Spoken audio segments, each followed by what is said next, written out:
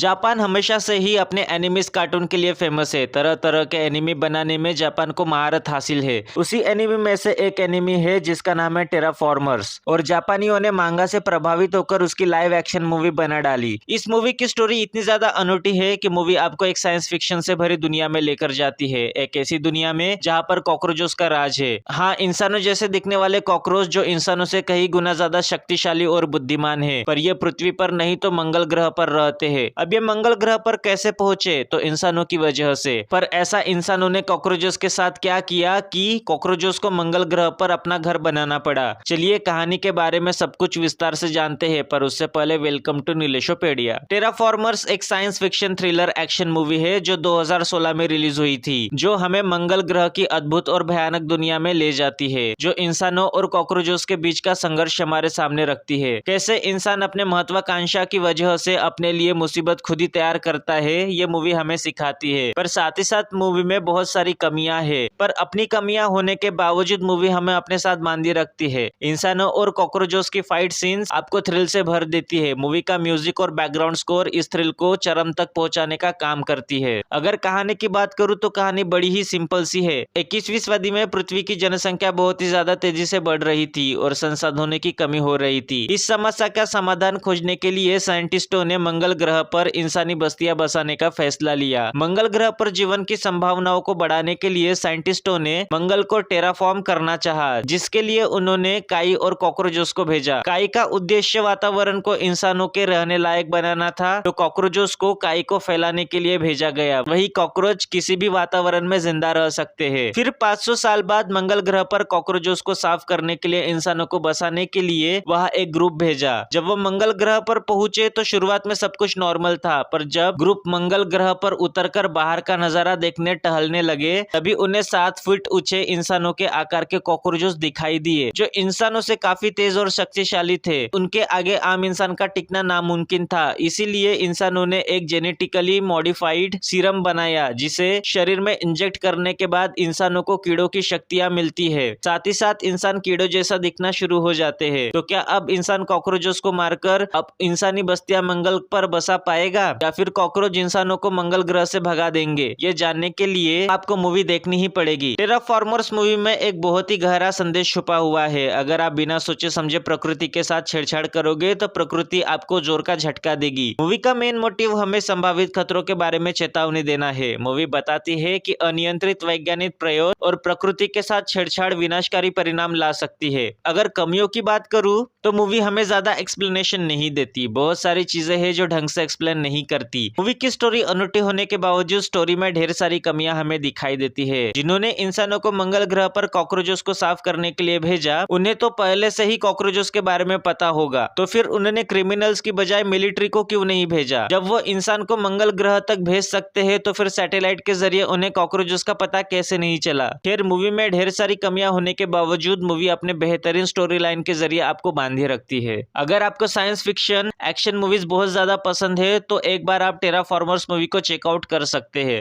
Movie को किसी ने यूट्यूब पर जापानी भाषा में अपलोड करके रखा है, पर हमें इंग्लिश सबटाइटल्स भी मिलते हैं जो आपको मूवी को समझने में मदद करते हैं। अब बारी है आपसे विदा लेने की, तो मेरे नीलेशोपेडिया चैनल को सब्सक्राइब कर दो, और वीडियो अच्छी लगी तो फिर लाइक कर दो। हम सबसे अलग और अनोखी मूवीज का रिव्यू आपके लिए लाते ही रहते हैं, तो प्लीज सब्सक्राइब। अब मिलते हैं किसी दूसरे नए वीडियो के साथ। जय हिंद।